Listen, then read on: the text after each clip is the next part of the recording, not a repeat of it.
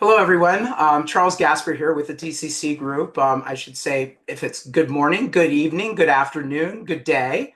I'm joined by Glen Gillis here, and we're going to be starting in just a few moments. We're going to give people a little bit more time to get started, but we wanted to get the stream live up and running as soon as we could.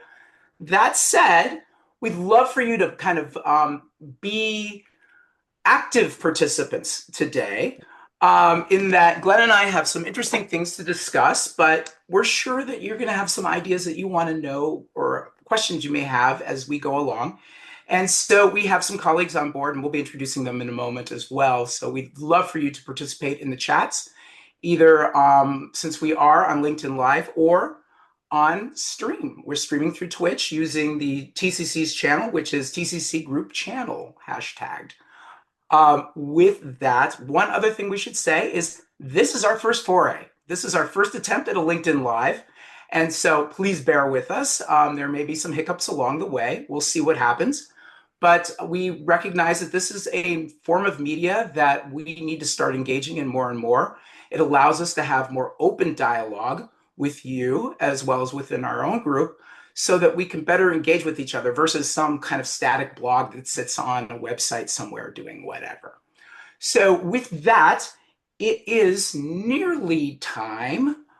I'm going to wait though, because I'm practicing patience. 2024 is supposed to be the year of patience for me. So, we'll practice patience here for a minute. Maybe next time we'll have some type of a background with music or something so that you don't have to listen to me talk and see my wonderful background the whole time. Oh, very good. It is now time for us to get started. Again, my name is Charles Gasper. I'm a senior consultant with the TCC Group. I've been with the firm for about 10 years now. I have a background in social psychology and have been doing evaluation work for about 30 years or so. And must admit that I am an avid gamer, have been playing board games, and as you can see even in the background, games such as Dungeons and Dragons since I was a little kid. And so this is an area that is of interest to me in that we wonder how games can really make positive social impact. We believe it happens. Glenn and I are going to be discussing some of that as we go forward. With that, I'd also like to introduce Glen Gillis. Again, Gillis is the CEO for Sea Monster Games. He's been working for 13 years trying to change the world through gaming, and is also lead for Games for Change in Africa. Just so you know, Games for Change is a international community of folks that are interested in using games to affect positive change throughout the world, using various different methods. And again, we'll be digging into that as we go. Additionally, we have a chat room monitor, Judy Nay. She will be watching on Twitter, or not Twitter, good Lord, Twitter. She's going to be watching on LinkedIn Live and kind of tracking what questions you have and may interject from time to time for us. We also have Victor, who is kind of serving as our technical background. And Victor basically is going to be tracking for us any issues that we have as we go. He is also responsible for our rebroadcast on Twitch, because we recognize that some of you might be reaching out to us from there. Some additional housekeeping here is, please, again, do not be bashful. Communicate on the chat. Interact with each other. You can comment about things that we're saying. You can ask questions. This is not intended to be just Glenn and I pontificating on the mountaintop, but rather is something for us all to engage with together. With that, Glenn, I haven't given you a chance to say a few words yet about yourself and kind of your experience in moving into this world. Absolutely. Thank you very much indeed, Charles. We're really, really grateful to you and the team for this incredible opportunity. You know, one of the things that makes games different from so many other media is that they're often designed to fail safely. And so when you were talking about this being our first one, great, because we could sit here and talk about whether we would do a podcast, or we could just do a podcast and kind of figure it out as we go. So failing safely is something that I think is really important when it comes to the power of games to change the world. So yeah, we started, as you said, 13 odd years ago. So we're just coming into our early teenage years with all the ups and downs that goes with that. And we've made, or as I like to say, we've survived making about 120 games and gamified experiences. We work with a lot of big banks and financial institutions. Apparently, entrepreneurship and all these fun things can't be taught from a book, and they can definitely be experienced in a game. We work around the world, and we believe that no interaction, let me say, every interaction can be made better using the power of games. So as the world becomes more interactive, we need games, we need rules and feedback so that we know how we're progressing along things. Yeah, and that's me. We really, really believe what we do. We do them in the learning space, social change, and we work with big brands as well in the marketing space. Fantastic. Thank you so much, Glenn. And I hadn't realized how many games you actually had created. That is truly remarkable, especially given, the environment that we are in. So we're going to start off with a kind of series of things that we want to discuss or questions, and then we're going to kind of wend our way along as we go. And I'm going to kick things off here. One of the questions I'm often asked as an evaluator and a person who actually used to work in a foundation is, what do funders really want? This could be, kind of like, why fund something? And really, what funders are interested in is they want to achieve social impact. They want to achieve social change. They want to make the world a better place in some manner, be it in education, health and healthcare, housing, whatever. And there are various different ways that foundations measure success. They may measure success in the form of the most basal. Did they actually get to spend their money? All the way to actually having some type of outcomes. That there's like some type of change. Be it, again, I'll use health and healthcare as an example. The community is showing evidence of being healthier. Less people are obese. Reduced mortality rates. Less infectious disease. People living longer. Better birth weights. All those kinds of things can be different measures that a healthcare focused funder might be. Glenn, I'd be curious to hear your thoughts. Why games? So, Charles, ultimately, if we strip all of that away, what I believe lies at the essence of this is that everybody is in the business of behavior change. Ultimately, we want people to do something that they weren't doing before, or even stop doing something, which, of course, is also behavior change. And when I listen to that question, what jumps out at me is that often we're measuring not the wrong thing, but we're measuring the only thing we can measure. And so, we've got broad stroke sort of awareness things that we can measure. Or, as you rightly point out, we can go all the way to the end, and then we can say, okay, did we have this effect on society, lower mortality rates? The problem there is, how do you attribute what it is that you're doing to that outcome? Because how do I know it was me? The question that you get very often, I would imagine. And what games allow us to do is at massive, massive scale, very cost effectively, is to create a one-on-one series of interactions that will inspire and hopefully predict that behavior change. So now I can do something that I couldn't do before. I could measure it at an individual level. I can directly attribute my funding and see what's working and what's not. And that is unique. There is no other media that allows for that happening. I think you'll know as well that often we've got to stop doing something that doesn't work. And if you think about the parallels that come in from the advertising world, I want to raise awareness for my cause. I would argue that too much money has almost gone into raising awareness. Whatever cause it might be, people know. And if they don't, obviously we need to let them know. But the point is, so what? What can I do about it? And how does that affect me? And that is where the power of games to give agency in your own narrative really, again, make this media outperform any other that we've got. So I get it. I'm with you at the top of the funnel. I get the awareness piece. But how do I now do something about that? And I think that's the point. I mean, pick a cause, pick a disaster. And often the problem is not that people are not aware about it, but they don't know what they could do to make the change. And they're not motivated to do that. And so that's something that we feel very, very importantly. Maybe the last point on this one, when we can come back to some of these things, is this issue about scale and sustainability. often we'll see, nonprofits, family offices funding a proof of concept. The problem then is, okay, so it worked. How do we scale this now? And that's why I think we've also got to borrow something from the business world, the marketing world, something from the learning and social change world, because we've got to be able to do this at a massive scale. It is a series of crises. If you think about the Sustainable Development Goals, the SDGs, and how badly we're tracking as society, this is not some other random score that's going to affect your bonus in December. This is going to be about how we as a species survive and how we don't fall into a very, very dark place. So these are big urgent crises that are happening on our watch, and we need solutions that are cost effective, data driven, and that facilitate partnerships. And I think games do all of that. Great, thank you.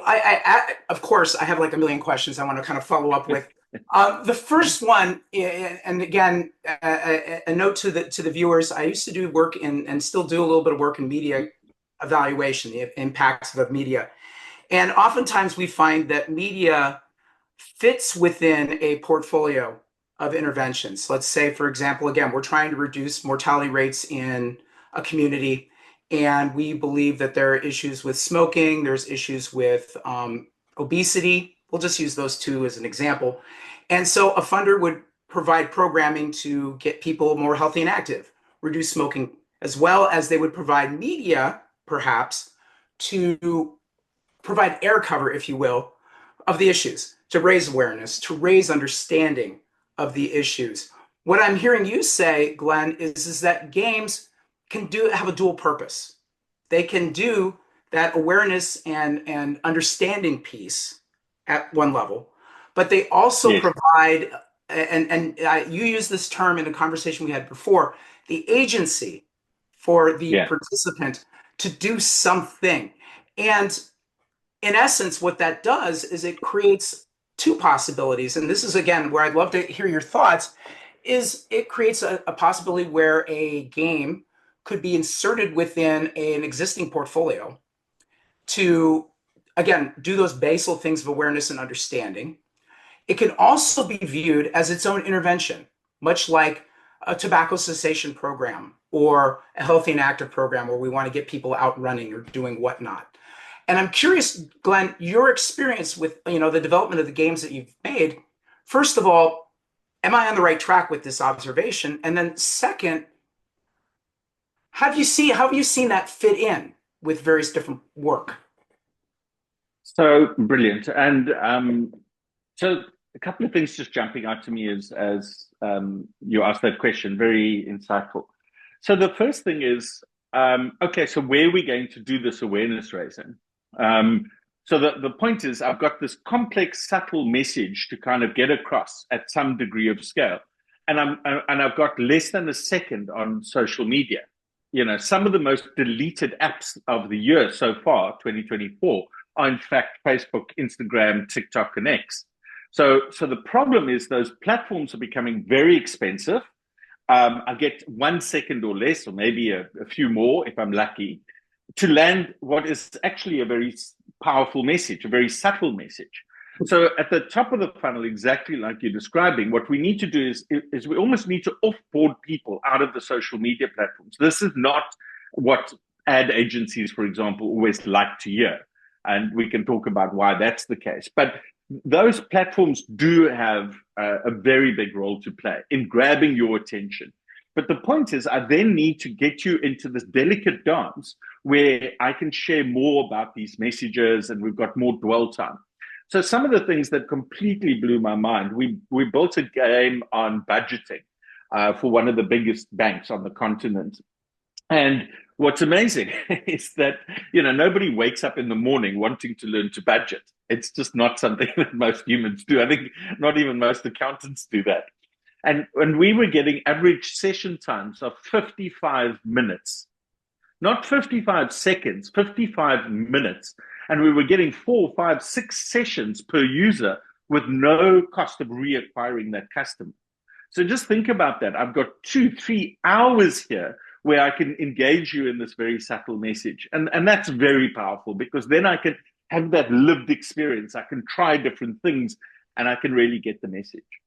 The second point I'd make is that, and you can give me the actual science on this because this is what you do, but I'll say it more flippantly in a way. And that's that people don't change their mind because you give them more information. What they do is they change their mind because of a subtle relationship with archetype. So we're all on our hero's journey. And if we think that this is the thing that drives the world, we're clearly not keeping up. We're not seeing what's going in the world. It's got to be this. And so that narrative structure is something that most creatives understand incredibly well, as we've already agreed, having agency in that own story. And that's what is that change actually happens at a psychological level, not at a logical level. And that to me is really the power of, okay, that's great, but how do you scale that? I can do it one-on-one or in small groups. Well, actually, games can do exactly that. And so those are two of the things that sort of jumped out to me. Maybe last quick one is let's not be afraid to own that community. Because in effect, if you think about it, just back to my first point, if we're going to, Google or whoever it might be, and we essentially paying them to reacquire our own customer, why don't we just own that relationship instead of renting them back every Monday morning from the big media companies? Again, not saying it's a bad thing. They're big and rich and profitable for a very good reason. They fulfill a huge need. But what do we as this family office need? We'll say we want to impact our community. Well, then don't be afraid to know who they are and build out that CRM, build out that relationship, own that customer, and understand that you're going to grab them from multiple places and then, put them in the center of your experience. Okay, very good. Thank you, Glenn. I'm going to continue with more questions that are just kind of popping up as we're talking. And one of them is, as you describe this notion of grabbing, in a sense, grabbing at the heartstrings and holding, the one thing that I struck in my head is, okay, come on, it's a game. We're playing games. This isn't life. This is a game. This isn't, serious media or social, semi-social, serious social media. This is a game. And games, why? And one of the thoughts that I had, and Glenn, this is, again, from a conversation you and I had earlier, is this notion that everything we do is a game, in essence. We structure this in a sense, every process, every outcome aligns with the game. And you so eloquently described this to me previously, and I'd love for you to give me again this definition of kind of what is a game versus what's life. And the example I'd love for you to use is something I was going to use later on in our conversation, but I kind of want to bring it forward here. And that's the story of how the lemonade stand game kind of started. Because in essence, it is a game, but it's also training as we think about it in the world of organizational development and so forth. So with that, Glenn, I'd love for you to kind of respond to that. Absolutely. Thank you. So I think this is probably the single biggest challenge that we have as an industry. And I'll get to the Lemonade Day example in a second, but let me start at the beginning there. The preconceived ideas is that gaming is two kids sitting in their underpants on somebody's couch playing Fortnite or whatever it might be. And that is actually, sorry about that visual image. I hope that doesn't affect your breakfast, lunch, or supper. Unfortunately, the problem is that's not at all supported by the data. So already 3.2 billion people, are gaming on a regular basis. And the fastest growing cohort is 50-year-old plus men, of whom 25% are gaming every single day. Charles, you're probably one of them, but although you don't look like 50 to me. See what I did there? Just kidding. But and one of the segments that spends more money on gaming than any other is 35 to 55-year-old woman. So if you look at the playing games, then the reality is everybody's a gamer, and it's bigger than the film and the music industry combined. Okay. So the definition that we really like is very simple, and with all definitions, of course, there are lots of caveats and stuff. But in its simplest sense, a game is it's an activity that has a goal, rules, feedback, and something that people call voluntary engagement. sometimes they use fun or engaging. We prefer the term voluntary engagement because it speaks to the heart of this idea that games are actually human-centered design personified. It's literally having to put the user at the center of the experience. Because if I've got to pay you to come back, then it's not a game. It's something else. It's work. And so this idea of wanting to give you a reason to come and a reason to come back, I think is very, very important. It's hard because often we think, oh, hang on, it's this manager in a non-profit or whoever, and we can end up designing something for them. And I'd say, let's be user-centered, let's be data-driven, and let's realize that whatever age group you're talking about, they do game in some form or another. And yeah, Wordle is really such So, a Glenn, classic example. in the world of the social impact community, the social effect community, the funders involved in it, the nonprofits involved in it, you just described a program. We have a goal. We have Yes, activities that we build to engage folks. We have some type of outputs or outcomes associated with it, leading us to that final goal. It's the same thing. exactly. The difference It is. is call it a game. And the other thing, Glenn, that you bring up that I think is critical is this notion that it's engaging, it's fun, it's something that you want to come back to versus I've got another meeting I need to attend, which is, Exactly. as we all know, I don't know anyone who signs up and says, "Ooh, give me more of those." But I can tell you right now that on any time when you're on the subway or on the bus or even in traffic while driving, you'll see somebody on one of these Exactly. playing something or doing something with Yeah, it. So I that totally resonates me, and I want our funders and any other nonprofits in the community to hear that this is really just another form of programming versus something frivolous. There is intent, absolutely. there's purpose. You have a goal. You're in a sense building a structure to get there. And in fact, I would argue that a lot of programming that we put out there could learn from the gaming community because you've Absolutely. been forced to try to get people to come back. We just make them come back, either by funding them to do it or by saying, this is how you get your healthcare services, that kind of thing. We incentivize differently. What a wonderful way to actually have participants really want to come back and do something. The other thing I heard, Glenn, in your observations, and I kind of want to come back to this, Mm. um, I'm actually going to hold on that for a minute because I do want you to tell the story of Lemonade Stand. And then I do want to come back because there's an aspect you spoke to which is often cited as a barrier for different entities to actually use games, and that is this concept of measurement of outcomes. But let's hold up on that. Absolutely. 100%. Yeah, Absolutely. And just to make the link between your question and the Lemonade Day example, these things are lived experiences. And what you want to do if you when you're building a game is that fail safely thing we've already spoken about, but also ultimately we want to get habits to form, good habits, and games are very good at sometimes forming bad habits. Let's be honest, that with great power comes great responsibility. But if we could use that same level of power to actually nudge behavior in a real world and get that behavior as locked in through habit formation, I would take that any day of the week. So about 7 or 8 years ago, we got a call from these guys in Houston and Texas, and they said, "What do you think about our game? Have a look at this." And we had a look at it, and turns out it was a learner management system. It looked like a game, it felt like a game, but it wasn't actually a game.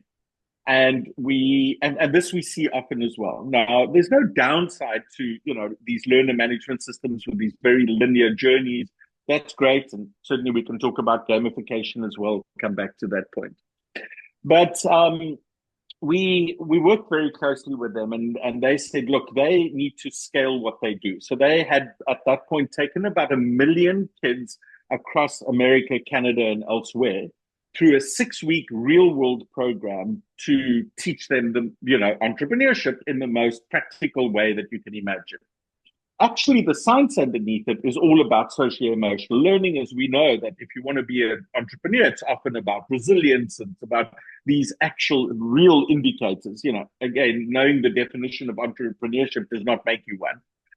And so they came to us and said, okay, how do we build this? And so the first thing that we said is, do you mind if we check that kids 8 to 10, that's their core group, maybe to 12, think that building a real world lemonade stand is cool? Because if that fundamental assumption is wrong, we're not going to be user centered. We're just going to kind of keep putting lipstick on a pig. Turns out that what they really are interested in is the fact that you can take $5 and turn it into 50 and keep the money. Okay. And that's really what the program is designed to do.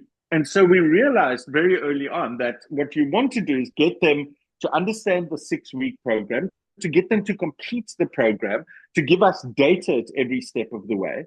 And that's what we built. Essentially a big companion app experience that guides them through the process step by step. What's amazing about it is that you've got multiple stakeholder groups. So, I love when I talk to my friends in corporates who say, oh, you don't understand. Our data structures are very complicated. As I'm like, have you ever been into a school?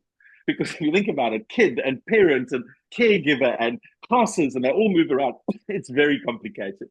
So now what you've got to do is, and obviously highly regulated with COPPA and all these other pieces of legislation. So there's a portal that underpins this, that manages their system and their business. And then the last thing to maybe draw the listeners' attention to is the fact that they've got multiple business models that we need to try and figure out. So they've got a B2B model, they're looking at a B2C model. So how do we do that? So that's kind of what we've been doing for them. We're in our 4th year of build now. So we go through a phase of build and test, build and test, build and test. And yeah, it can now run 1 million kids simultaneously in multiple languages, in multiple geographies. We get unbelievable data and insights back to it. But perhaps I'll finish the story telling you where it started. So the business was started by a guy called Michael Holthaus, who did good, Texan who made a lot of money, and was doing the thing that high net worth individuals say is important to them. And that's, how do I tee my next generation up to financial success? Michael didn't come from money. He worked hard. He made his own cash. And so he's like, if I just give my kids everything, then, hey, are they going to learn life's lesson? And some pocket money. And by the way, we've got lots of cheat sheets and things that we give to parents and caregivers on how to have these conversations, because who knows, you don't need to figure this out on your own. They are actually best practice. Anyway, so his daughter came to him at the beginning of before Lemonade Day even existed and said, I want a turtle. And he's like, you're not getting a turtle. And that literally was the beginning of it. He said, I'll help you make money to buy a turtle. So that I can do. And that was exactly where, at the end of their driveway, set up a stand. The 6-week program was developed over a number of years. And it's remarkably simple. You go through, you've got to raise money from a seed investor, your parent or a bank. You've got to come up with a marketing pitch, etc. And so all of that is templatized and driven off the platform. It's one of our proudest achievements. And yeah, the fact that they keep investing in it year after year, I think is testament to how effective it is. Well, what I'm hearing too, Glenn, is 1 million kids playing it at once. You in a sense are tapping into a community that otherwise would not have been hit. And in this case, it's the interest of teaching entrepreneurship to a group of youth throughout the world.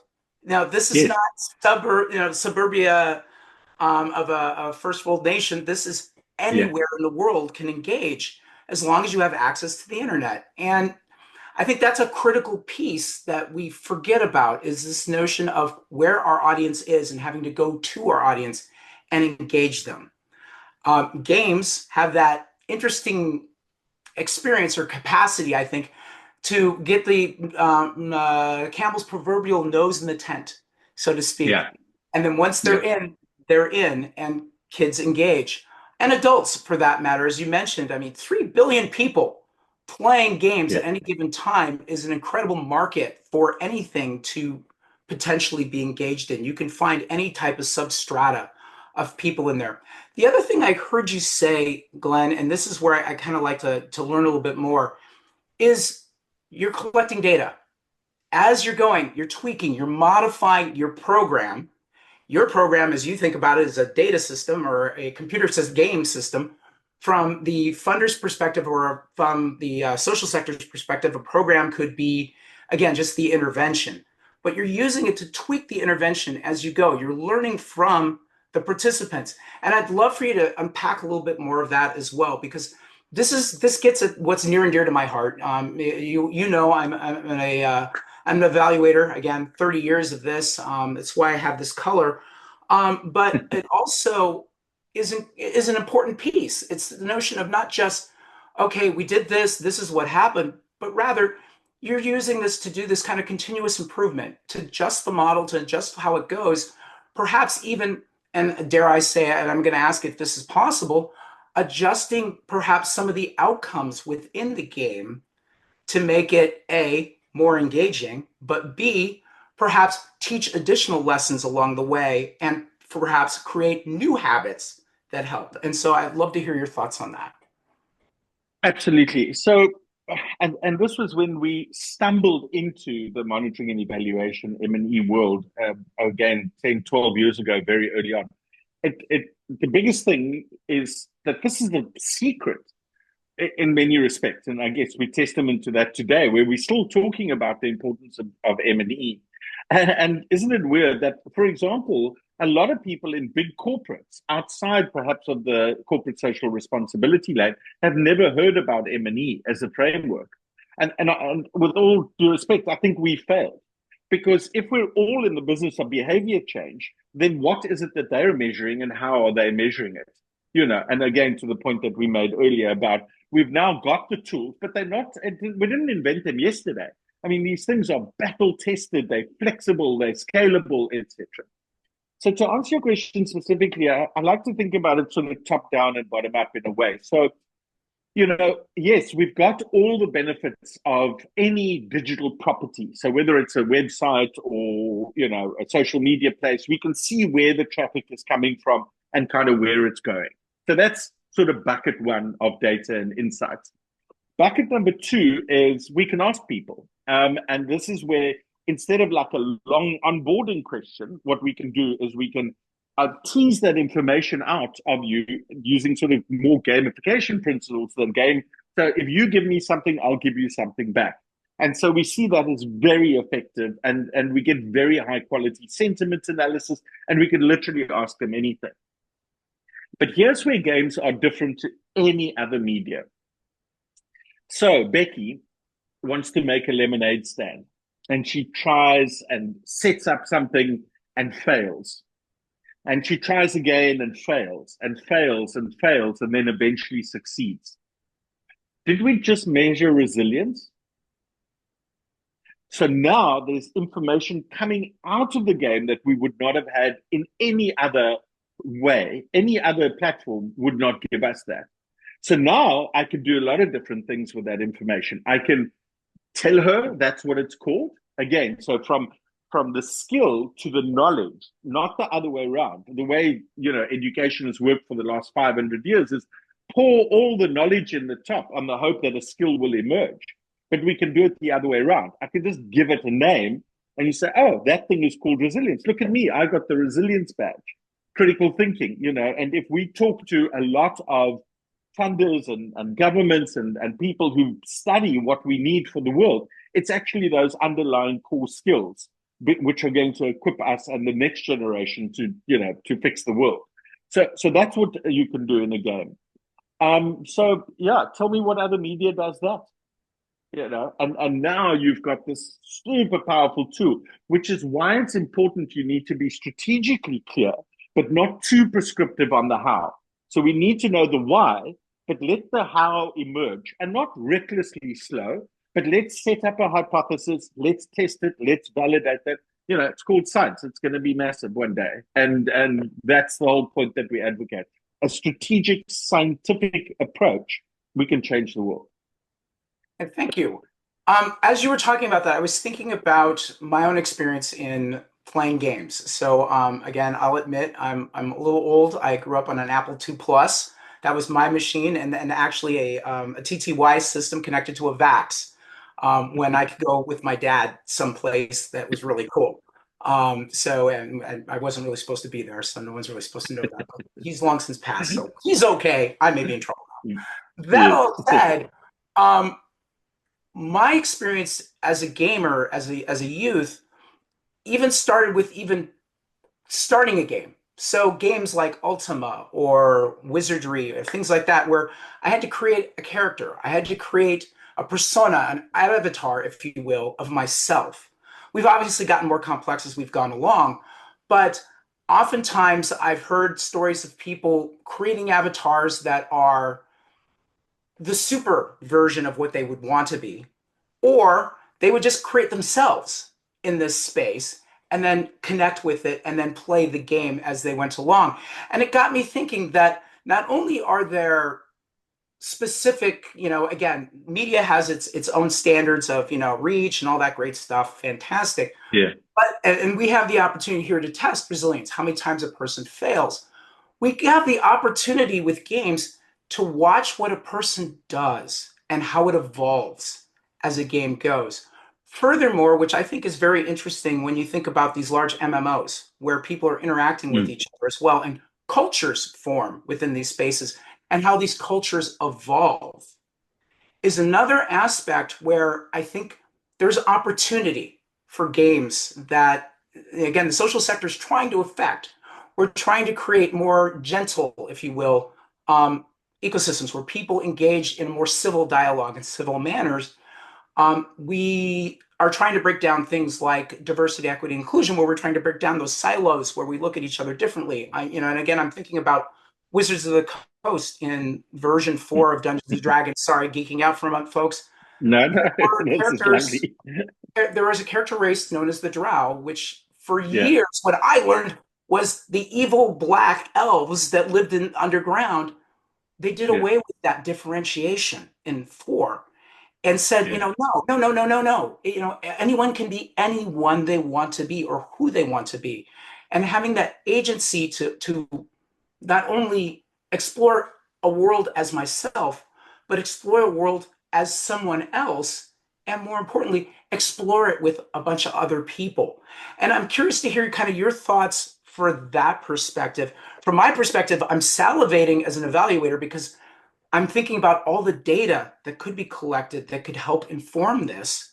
But from a developer side, from a game design side, is that even possible? Or am I, thinking about something No, high in the absolutely. sky? I'm sm I'm smiling. Yes, you are nerding out, but in the best possible way. It's wonderful to hear. And what you're describing, in effect, is the hero's journey and my tribes and my sense of belonging. So that's, all of those things, to the point that we were discussing earlier, I think really talks to it. So yes, there's this big world out there, and I live in this world, and I can take on different personas. So yes, I have agency in my own narrative, and that is very revealing. Do I choose me or not me? What does that say? Well, again, we'll measure what we can, but we'll also let the data inform, and see where we get to with the insights that reveal themselves. So that makes the point perfectly. On that, there's a very interesting new phenomena, that's called co-presence. And a couple of people are doing, PhDs and more in this that I know of, and we've been chatting to a few of them. And how's this? I think, forgive me if I don't get this scientifically correct, but I'll tell you the idea, and people will hopefully forgive me. But your avatar, Charles, and my avatar playing in a game have a deeper psychological relationship with each other than we do with Zoom. Now, that's bizarre if you think about it. So, my abstraction of me, this personification of me, and the same for you, appear to have a deeper psychological connection to you and I talking to each other like this. I'm like, that's interesting. But it's not surprising if you think about the rise of platforms like Roblox, Fortnite, Minecraft. And what a lot of people don't realize, if they haven't taken the trouble to actually watch them, Roblox, for example, is basically a social media platform where avatars are hanging out with each other, doing stuff. It happens that they make games for each other, and then other people make games for them. But it essentially is the next generation of social media platform, and that's why you're going to just see it completely take off over the next few years. If it's going to be the next Facebook, or its equivalents in the other areas. And it's because of this deep psychological connection. I could also argue that when I was a kid, like 200 years ago, that we could run around in the streets, we could explore things, we could do a whole bunch of things. These days, like, what do? You drop your kid off at the mall, and they can go to Starbucks and McDonald's. That's not freedom. That's not expression. That's not any of these kinds of things. And so they're living the lives that we did. In fact, that we've always lived as kids. This playful, fun, social thing where we learn our actual real world life skills. They just happen to be doing it in a digital space. And then I will finish with one thought. And whenever you talk about putting yourself in somebody's feet. For me, games are the ultimate empathy machine. And there's so many examples of this where I can play this as one character and I can be absolutely adamant that my strategy is correct and appropriate. And then I can just simply switch roles. And then I can say, okay, how does that feel to you? And so I think we're going to see an explosion of games in this area, which are specifically designed to teach these socio-emotional learning skills to cultivate empathy at massive scale. Again, the world is in, I believe, newspapers seem to indicate. So what we need is not more information. We need more empathy. We need to be nice. Now, how do you solve for that? So, actually, that's a great segue. Judy, I was wondering if you could actually put up the model that we've been playing with as a visual representation of what we think games and media can do. So we'll give Judy a minute to do that. In the meantime, um, Judy, can you do that? I sure can. Awesome. So go ahead and pop that up. In the meantime, Glenn, the other thing that we've talked about that you've alluded to is this concept of a incremental growth that happens with games, and games having the ability to move from, as you've referred to in the past, the tutorial mode to more advanced mode, that in a sense we're teaching more and more complicated skills and capacities as we go in a game.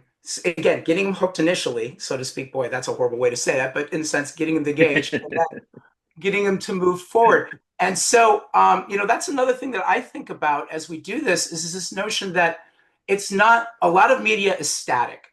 You get it, it's right in front of you. You watch, the documentary, or you hear this series of PSAs, or you read whatever, the blogs, the influencers send out social media stuff, but it's difficult to grow. Versus a game, there is the opportunity by its design, oftentimes, to build things, to make things a little bit more complicated and so forth. I want you to hold that thought because I want to share this model real quick, and then we'll come back to the thought. I'm just going to kind of describe this as you see it on your all screens here. This is kind of the above blue. So the blue zone versus the green zone. The blue zone is kind of the area where we often think about what traditional media can do. So again, you're thinking about your social media. And again, I'm calling social media now traditional media because I think we can go a step farther. But you're, again, what you watch in two dimensions, so to speak. And so that's the notion of building awareness. And by building awareness, you can also produce content that helps people understand situations. Having that understanding, you can build content that also engages people emotionally. It tugs at the heartstrings. A lot of really great filmmakers do a very good job of making us, kind of cry in our chairs as we watch these things.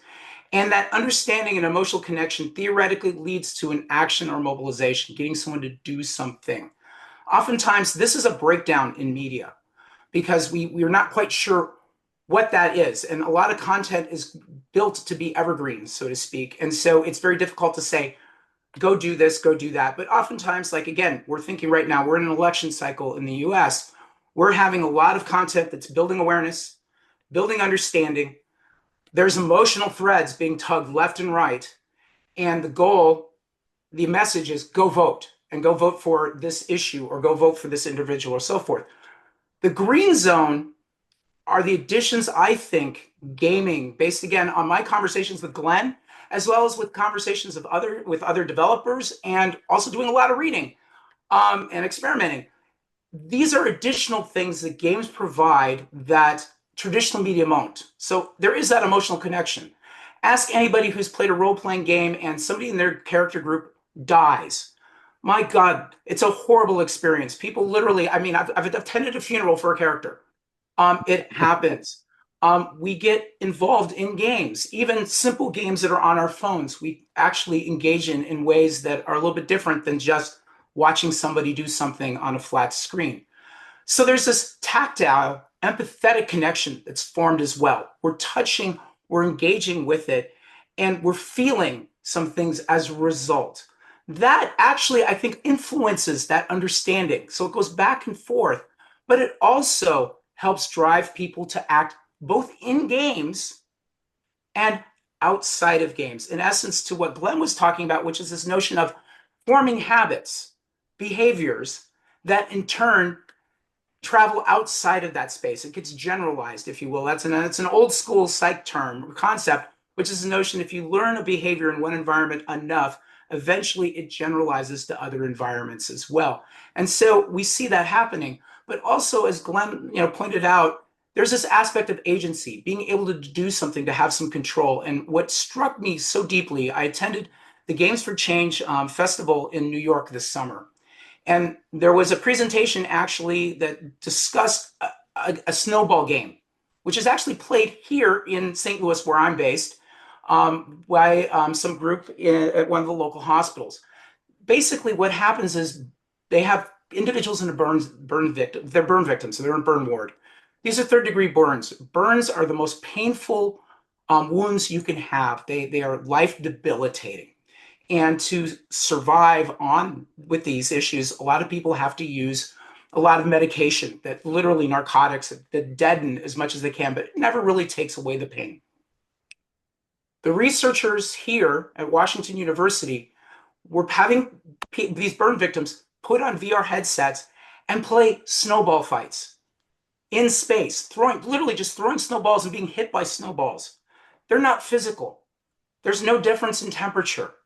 Yet, the burn victims experience an interesting psychological feeling of relief that is more effective in some ways than the narcotics. It actually takes away some of that, and it helps them generalize, as we were hearing the story about other pain victims who play games. They generalize that experience in the gaming to the outside world and are able to sustain that reduction in pain level for a period of time, which I find is absolutely amazing. It actually is, if God help us, it is a drug that's affecting a key part of our brain that allows us to learn and re-engage with the environment we have both in game and outside of game. And so I just, Glenn, I know we only have a few minutes here. Your reaction to this, and then going back to that notion of iterative learning. Absolutely. And, I think we're about at the point where we're going to see this big sea change in the application of games in medicine as one example. As we've already discussed in social change, it makes perfect sense in learning, et cetera, et cetera. But we need to be prepared to be evidence-based. So games are seen to be innovative. But the point is, we've also got to stop doing things that don't work, or at least try and remove some of the incentive structures that we put in place that are not supported by the evidence. So it doesn't come as a surprise to me that the brain is a powerful thing, that we live in a world of our own imagination, that this theater of the mind appears real to us. I don't want to get too philosophical, but this is things that people have known for the longest time. I just heard about one of the big, I think, Ivy League schools, actually, that's now just opened a whole section to research the placebo effect. You know, it works. We've known for decades that it works. We don't know exactly why it works, but it does work. And so I think now using the power of games to get that data to immerse you into that world, I think we're at the beginning of being able to drive a lot of data into that evidence-based approach. So I think the Snowball game and others like it are absolutely amazing. Just two quick comments, and then I'll get to the one in a second. And that is that often what we see is that, yes, filmmakers and storytellers and others are somehow see themselves as their craft, and they don't get involved in the gaming space, for example. Now, a lot of them do, and those that cross over really do it very well. But we need people to create those massive worlds, do that world building piece, etc., design those characters, hundreds of pages of character bios. So even if I'm only going to see that character for a couple of seconds in some clip or another, we know from filmmaking. And the reason we need that is that for that thing to be authentic, that character to be authentic, I've got to feel things that are beyond what I just see. And again, good storytellers know how to do this. But a lot of what we create is disposable. And you talk about voter education. Are we better for this election than we were 4 years ago? Have we really harvested that stuff? Or are there amazing things supported by strong evaluation frameworks that we know work, dying in some corner of somebody's website? So again, imagine that I can surface this information back to you in bite-sized pieces in a way that is relevant, contextual, giving you the information when you need it. Well, that's often what a game does, or versions of that thought. But to answer to give comments on this thing about given that games are bigger than film and music together, and many other combinations of that same state, it's surprising to us that games are having a broad range of interactions out there. If you like, this is gamification, although we prefer the term human-centered design. So you're seeing it, Charles, in the playfulness of design. I'm not going down 10 menus. Everything just seems intuitive. And the answer is obvious when you go and look at Roblox or you look at World of Warcraft or whatever it is. They're giving you a huge amount of information, but they're doing it in a very clever way. And so that's one example of playful design really starting to impact all of our experiences. But there's a guy called Chick Sent Me High. I think I should get +2 points if I promoted that even remotely correctly. And he's a professor of sociology, I think, and he figured out the mathematical relationship between effort and reward. And so initially, when I open up a game or even open up my new iPhone, I don't expect a bunch of tutorial videos or watch this. I don't expect that anymore. There's no manuals to everything. What I expect is for very little effort to be onboarded into that very quickly. And then what I want to do is I want to go up the flow channel. And the flow channel is really, if I make it too hard, too quickly, I'm going to get frustrated. If I make it too easy, too quickly, I'm going to get bored. So what you want to do is kind of bounce around in this flow channel. That's coding for emotion, coding for the hero's journey in a way. And again, the narrative arc fits into that same structure. And yeah, I think it's a mathematical principle which is very well validated. And I can tell you that experiences that have flow are better than ones that don't. But I'll finish with just one comment, and that is that you don't actually learn when you're in flow. It's amazing and you're enjoying it and things are happening, but you really learn when you bounce at the bottom. In other words, the boredom piece, if I get bored or if I get frustrated. So I think the academics call it the zone of approximate development, which is really where we're bouncing against this frustration and this boredom.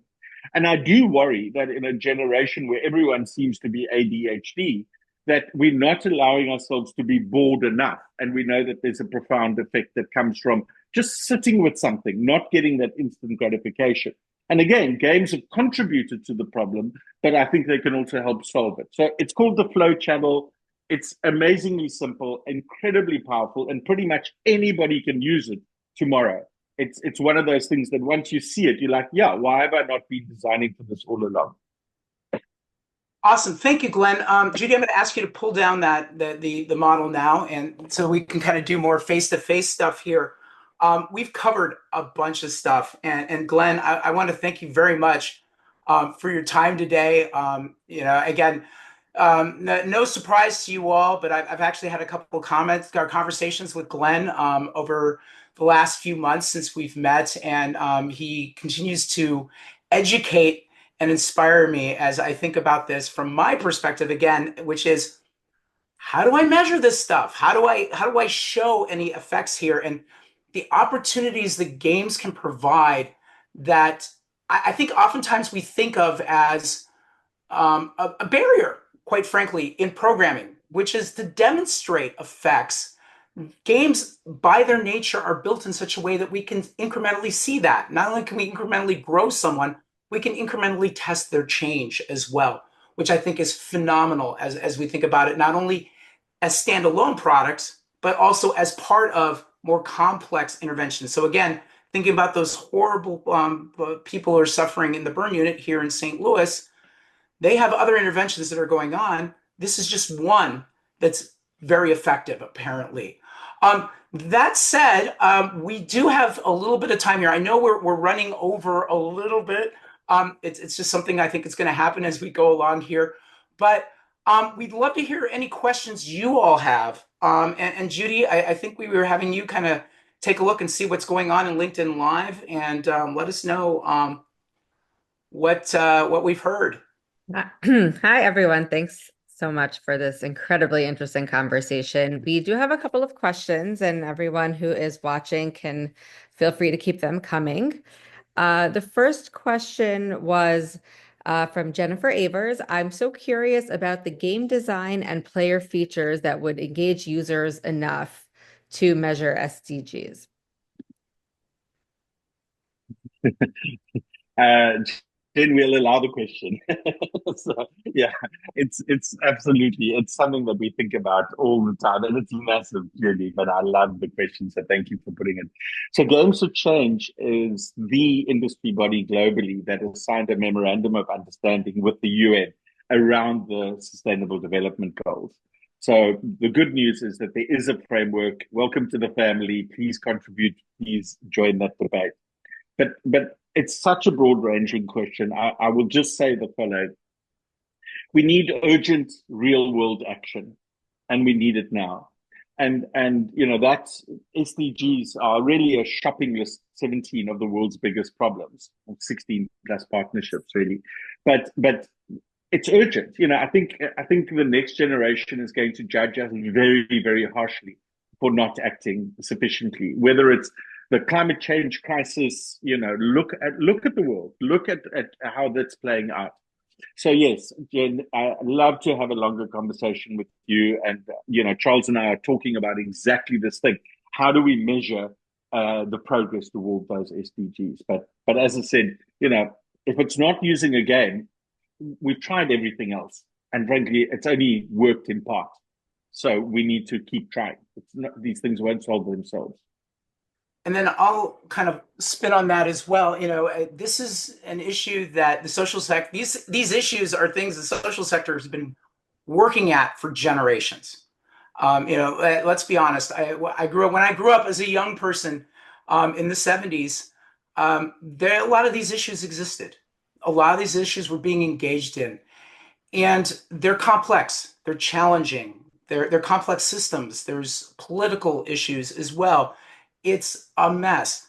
That said, I truly believe that we haven't really tried to solve them in a way that's going to be effective. I think that there is a lot of barriers, both just human nature, but also purposefully put in place to prevent addressing some of these as we go forward.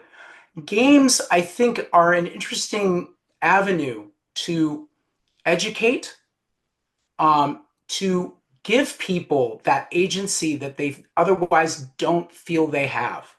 even as a voter, and again, this is salient for us. We've got our national elections coming up here in 2 weeks, and we, as a people in the United States, each of us recognize that our vote counts. But really, I mean, there's millions of Americans. How does mine make a difference? It does. But I have to understand that that agency I've been given can make that difference. And I think games can help us start moving in that direction. That also said is that there's no way we can tackle them all at one time and be successful at one time. We have to think about these things, how they interact with each other, but also individually, how we can address them. And look at more complex forms of portfolios. And I would love, this is something TCC thinks about often. We have teams of folks that focus purely on strategy. This is what we do to try to address some of these underlying issues as we go, as well as on my side, which is evaluate the effectiveness of those programs. Here in Missouri, millions of dollars have been spent on tobacco cessation programming. It's failed. Why? Not because millions of dollars have been spent, not because the programs weren't individually effective. The problem was it was a drop in the bucket compared to the overarching problem of people loving to smoke tobacco. And so Yeah. that is something that we need to, as a sector, recognize that this isn't a band-aid. This isn't something we're going to throw one game at it and we're done. It's a campaign and it's going to take more time. Games can fit within that structure. So that's kind of my thought on that. Judy, I know we've got like 1 minute left.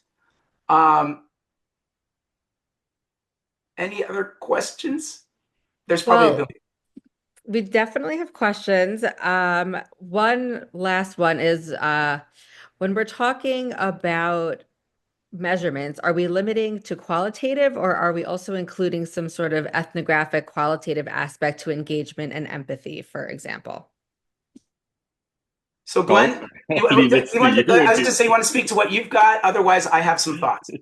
Yeah, go for it. But the answer is Okay, both. But yeah, so that's an interesting question. You know, the notion of doing qualitative analysis of game engagement and involvement and so forth. I know there's been a lot of research done on gamers and the gaming community. You know, as Glenn mentioned, they tend to skew to certain demographics. I tend to be in that demographic.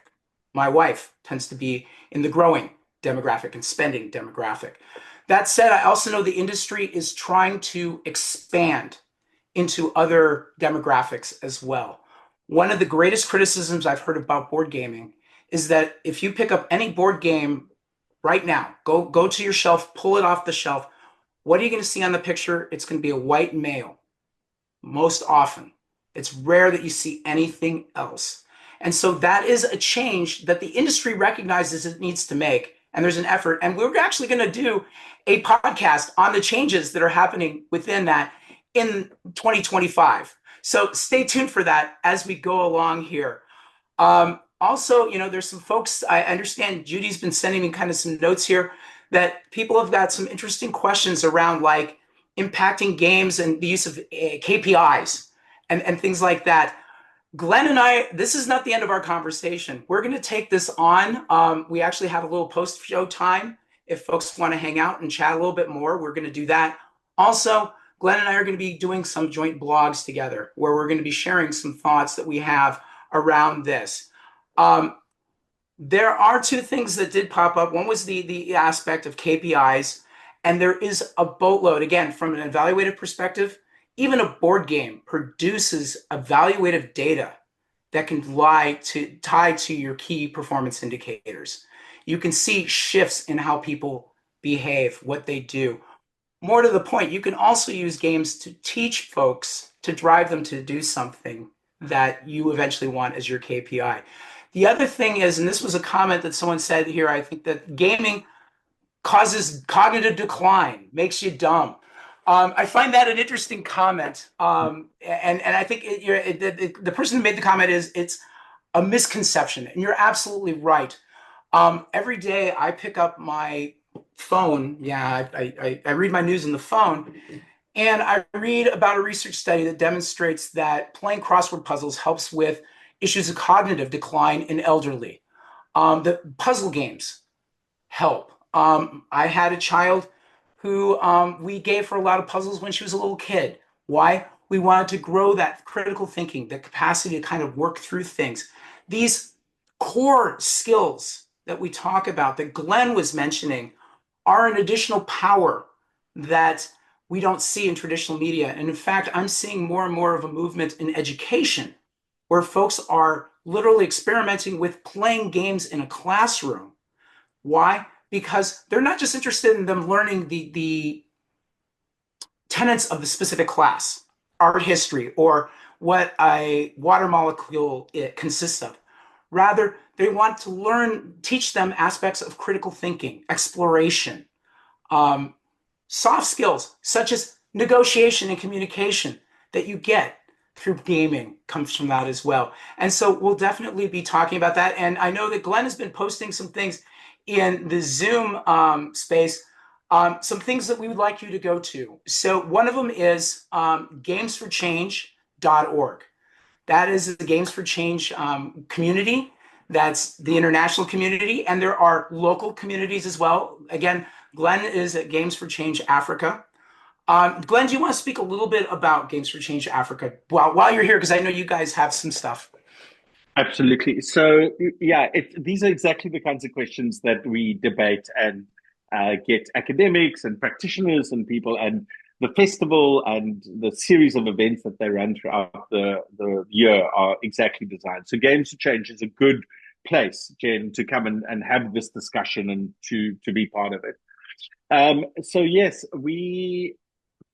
about 10 years ago, we found some other crazies in the world, because can you imagine being based in Cape Town, South Africa? We're like, oh, games can change the world. And yes, we know that there are pockets of this. And then we came across Games to Change in New York. And we said, but Africa is not represented, and this is the youngest continent, 1.2 odd billion people. We're going to be the biggest victim of all the SDG challenges, or potentially the biggest source of inspiration and innovation, which is what I believe, could be the case. And so, yeah, we reached out. We earned the trust of the board. We've run 4 festivals in South Africa. We're now very happy to be taking it around, and we're going to be doing something in the Ivory Coast in the first quarter of next year, because obviously Africa, 54 countries, we need to get out there and do this. But there is a home. There are other crazies in the world. They bring the science, they bring all of it together, and these are exactly the conversations that we have. I also, the other thing that I wanted to mention briefly was RightTech. So UNICEF is just about to launch. In fact, they've already launched the first piece of it. And this has got to do with the responsible use of technology when it comes to educating children. And what's interesting is that games are good for you. So this is not an opinion. This is a generalized statement that all the researchers can make. It is good for you to play games. Some are better than others, and there is a downside, a dark side to it, that habit formation, that mindlessness that I think we're all aware of. But RightTech is the first global standard. And the beautiful thing about it is it's super simple. It's very practical. It's a series of toolkits and things that literally anybody can use to make that. So that was just something that sort of jumped out at me when you were speaking there. But yeah, there's a world out there, lots of problems, and let's go. We're ready. I think that's the final message I kind of want to leave us at here, which is there are developers out there, so funders, nonprofits that are looking to affect change, for profits, they're looking to affect change. There are partner developers out there. Glenn's shop is, I've been amazed by what he does. And, of course, Glenn, would love to take all your business. But that said, there are opportunities to engage with other developers. There are a lot of developers that are members of Games for Change. Again, it was an inspiring experience to go to the festival this year and speak. And even for that matter, to be able to speak about evaluation. And that's the other thing. So I'm going to stop for a minute talking to the funders and nonprofits and say, okay, go talk to developers or talk to us here at TCC and we'll connect you. We have a lot of good connections that we're working on right now. That said, we also want to talk a little bit about evaluation. And there's this notion amongst developers that we have to do these random control trials, or we have to do stuff on the level of what we've had to do to demonstrate research effectiveness. There's a huge difference between research and evaluation. Evaluation lives in the dirty real world. Research is in this lab space where we can randomly control people, we can put them into different situations. Evaluators are very, very good at taking information that's readily available and repurposing it to make it evaluative and useful for learning for an organization, or to demonstrate the contribution that a program or game can make. And so that's the other half of the equation, is that we can do all these wonderful things, but if we're not measuring it to demonstrate it, others are not going to join the cause either. And so we need to try to work together to try to make that happen. So with that, I'm going to close out for us today. I want to again thank Glen very much for being my partner in crime today in our conversation. And I want to thank you all for joining us both in LinkedIn Live and on Twitch. And it looks like we even had somebody join us on Zoom, which is fantastic. You all have a wonderful, wonderful rest of your morning, afternoon, evening, night. And please do look for Glen and I to have a blog coming out in the next month or so, summarizing what we're doing here, as well as talking about some of the issues we addressed today. We've been capturing your questions, and we're going to be working to answer some of those questions as we go forth, both in blog form as well as in these video sessions. Starting in 2025, we'll be actually co-working with Games for Change, doing these together. We started at TCC. We have one more that we're planning on doing in early December. We won't say who our interviewee is as yet, but I guarantee this individual is very interesting and very, very informative. And so we look forward to seeing you all then. With that, thank you so much for attending, and you all have a great day. Take care. Bye all.